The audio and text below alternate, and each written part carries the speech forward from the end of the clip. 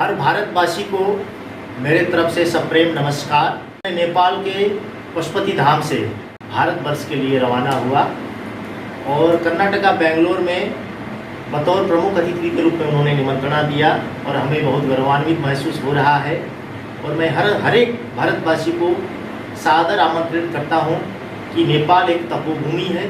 नेपाल के अंदर शुक्ला गंडकी, बागमती, कृष्णा गंडकी, जो कृष्णा गंडकी नदी है वो कृष्णा गंडकी नदी दामोदर कुंड से आता है और शास्त्रों में ये वर्णित है कि दामोदर कुंड जो है वो भगवान श्री कृष्ण का अत्यंत गुह्य क्षेत्र रहा, जहाँ पे शालिग्राम कृष्णा गंडकी में मिलता है। और शालिग्राम का यह महत्व है कि शालिग्राम में साक्षात श्री हरि का वास है।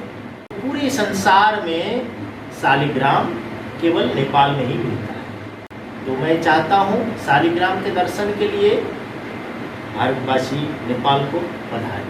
भारत के सम्माननीय प्रधानमंत्री श्री नरेंद्र मोदी जी ने 2018 में पशुपतिनाथ भगवान का दर्शन किया। साक्षी होने का मुझे भी सौभाग्य प्राप्त हुआ। सारे भारतवासी जानते हैं पशुपतिनाथ के ही बगल में माता गुहेश्वरी हैं, जो 52 शक्तिपीठों में से एक शक्तिपीठ है। तो ऐसी महिमा, शिव और शक्ति की महिमा पूर्ण तपोभूमि नेपाल में मैं हर भारतवासी को सादर आमंत्रित करता हूँ। इसी क्रम में हमारे साथ मौजूद है मीरा अधिकारी जी। क्या संदेश लेकर के भारत आई हैं, आइए जानते हैं। नमस्कार, मैं मीरा अधिकारी नेपाल से आया हूँ। नेपाल से भारत क्यों आया हूँ, फिर स्वामी जी ने बोल रहा है अभी धर्म क्या है ये संसार भर में बताना चाहता हूँ कि आज का महिला बहुत एजुकेटेड होना चाहिए ना। फिर वो हमारा सोच क्या है कि महिला सब घर का अंदर बैठना चाहता है ना, वो सब होना नहीं चाहिए। संसार को घूमना चाहिए और संसार को देखना चाहिए। महिला का भी एक शक्ति है ना, वो दिखाना पड़ेगा। वही तो है, नारी शक्ति एक है, वो बोलना पड़ेगा। महिला के लिए भी मैंने एक प्रोग्राम करने वाला हूँ। महिला सबसे मजबूत कड़ी में आती है। हाँ, मजबूत कड़ी में पहुंचने के लिए धर्म का क्या विशेष योगदान है? वो महिला वो धर्म तो पहला रूप है ना शक्ति का। जहाँ धर्म है वहाँ कर्म है।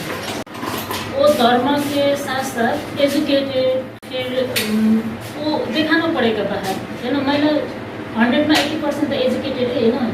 फिर बाहर आने के उसका बंधक बना रहा है ना, वो बाहर आना पड़ेगा, बोलना पड़ेगा। आप जैसा लोगों से बोलना पड़ेगा, मीडिया में आना पड़ेगा। फिर बहुत अच्छा होता है।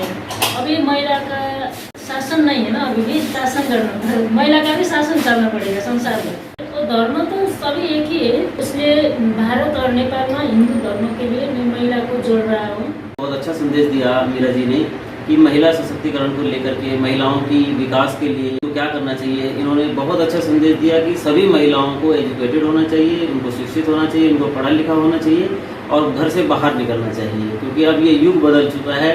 महिलाओं का युग लाने के लिए मीरा अधिकारी जी ने कमर कस ली। हमारे देश के अंदर जो ये संदेश लेकर के आए हैं, इसकी जरूरत क्यों? इतना ज़्यादा टेक्नोलॉजी का विकास हो गया है, मगर सब कुछ होकर भी अंदर आदमी खालीपन महसूस करता है। और धर्म वो आत्मिक शांति और सुख शांति देता है। तो यह शांति जो है मनुष्य का अंतर्निहित स्वभाव है, मगर मनुष्य जो है कि अंदर अपने स्वभाव को पहचान नहीं रहा। तो धार्मिक तीर्थ स्थल के भ्रमण से, धार्मिक क्षेत्र के यहाँ जाने से मनुष्य को बहुत बड़ी सुख शांति प्राप्त होती है। 2014 में भारत का प्रधानमंत्री माथे में चंदन, गले में रुद्राक्ष लेकर बाबा पशुपतिनाथ को उन्होंने माथा टेका। ये बहुत बड़ी गर्व की बात है। धर्म के प्रति लोग मरने और मारने पर उतार उठ जाते हैं। क्या संदेश देना चाहेंगे कि धर्म क्या कहता है? देखिए, धर्म का तो एक ही संदेश है। धर्म का काम यह है कि जोड़ना। किसी धर्म के प्रति ऐसी नकारात्मक टिप्पणी और सोच करना नहीं चाहिए। धर्म एक आस्था है, जैसे हिंदुओं का एक आस्था रहता है, मुस्लिम का अपना आस्था है, ईसाइयों का अपना आस्था है, जैन की अपनी आस्था है, फारसी का अपनी आस्था है। एक दूसरे की आस्था के प्रति जो है कि सहिष्णु होना चाहिए और रिलीजियस टॉलरेंस जिसको हम कहते हैं कि धार्मिक सहिष्णुता होना चाहिए और इसको मानकर चले तो पूरे संसार में जो है कि शांति ही शांति है। मैं श्रेष्ठ हूँ, तू नीच है। तो नितांत मनुष्य की अहंकार है, ये परमात्मा की तरफ से कोई अहंकार ऐसा नहीं है, वो मनुष्य का ही बनाया हुआ ये संप्रदाय है। तो हम किसी दूसरे धर्म के प्रति नकारात्मक टिप्पणी नहीं करते, सभी धर्म के प्रति हमारा सम्मान है और सारा पृथ्वी में जितने मनुष्य रह रहे हैं वो सभी परमात्मा का ही अंश है। हमको आपसी सद्भाव भाईचारा में रहना चाहिए, यही मेरा संदेश है। राजनायक का यह काम है कि अपने जिस क्षेत्र का वो राजनेता चुना जाता है उस क्षेत्र में तो अभी सभी लोग हैं, वहाँ पे सिख भी हैं, हिंदू भी है, ईसाई भी है, मुस्लिम भी है, तो उसकी कैसे सेवा किया जाए, उसकी कैसी प्रगति हो, उस क्षेत्र का कैसे विकास हो, इस तौर पे काम होना चाहिए। हालांकि ये नहीं हो रहा है। अगर सोच थोड़ा सा बदल जाएगा कि भारत अत्यंत पुण्य भूमि है, बौद्ध धर्म में इसको जम्बूद्वीप कहा गया है, हम लोगों को सामाजिक समरसता के आगे बढ़ाने के लिए समाज में यह प्रेरणा देना चाहिए कि एक के प्रति जो है एक दूसरे के प्रति समान भाव विचार से रखें। भारत के संविधान में धर्म निरपेक्षता है, सेकुलर है। विश्व के अंदर अगर धर्म माना जाए तो इंसानियत ही धर्म, इंसानियत। जैसे आपके पास अगर शरीर के अंदर खून की कमी हो गई और आपको खून देना है, तो आपका शरीर ये नहीं पूछेगा कि ईसाई का खून है, मुस्लिम का खून है, आपको चाहिए खून, क्योंकि जीवन, धर्म एक जीवन है और प्रकृति हमको सब देती है। जारी क्रम में मीरा अधिकारी जी, मैंने भारत में तो सब गाड़ियों के पीछे देख रहा हूँ, बेटी पढ़ाओ बेटी बचाओ जी।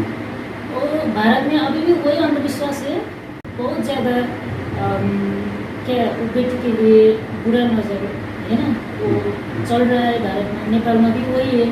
फिर वो बेटी को ऐसा इस तरीक़ा से देखना नहीं चाहिए, बेटी को तो पढ़ाना ही पड़ेगा। अभी 80% बेटी लोग भारत में भी एजुकेटेड है, नेपाल में भी एजुकेटेड है ना। 100% बेटी को एजुकेटेड होना चाहिए। हिंदू धर्म, मुस्लिम, क्रिश्चियन सभी धर्म एक ही है ना, भगवान तो एक ही है ना। हिंदू धर्म प्रचार गरिरहेका छन्, कोही मुस्लिम, कोही क्रिश्चियन, कोही यो धर्म भगवान तो एक ही है, उसको मानता है, फरक वही है।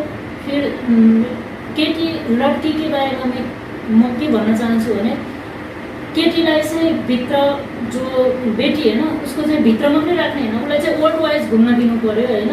जब केटाहरू चाहिँ बाहिर घुमिरहेको हुन्छ उनीहरूलाई केही भन्दैन नि त मान्छेले। जब केटीहरू घरबाट बाहिर निस्किन्छ, 10 दिन बाहिर निस्क्यो भने केटीहरूको हेर्ने नजर फ्यामिलीले नै नराम्रो छ, बुरा नजर होइन हो। त्यसरी हेर्न चाहिँ राम्रो भएन नि त होइन। उनीहरूलाई चाहिँ फ्रिडम, चराले जस्तो उनीहरूलाई चाहिँ उड्न दिनु पर्यो। त्यो भयो भनेदेखि संसारमा एकदम छिटो विकसित हुन्छ। केटीले पनि केटाले पनि हात समाउँदै हिँड्यो भने त राम्रो भयो नि त, एउटै वेमा हिँड्नु सक्नु पर्यो। त्यही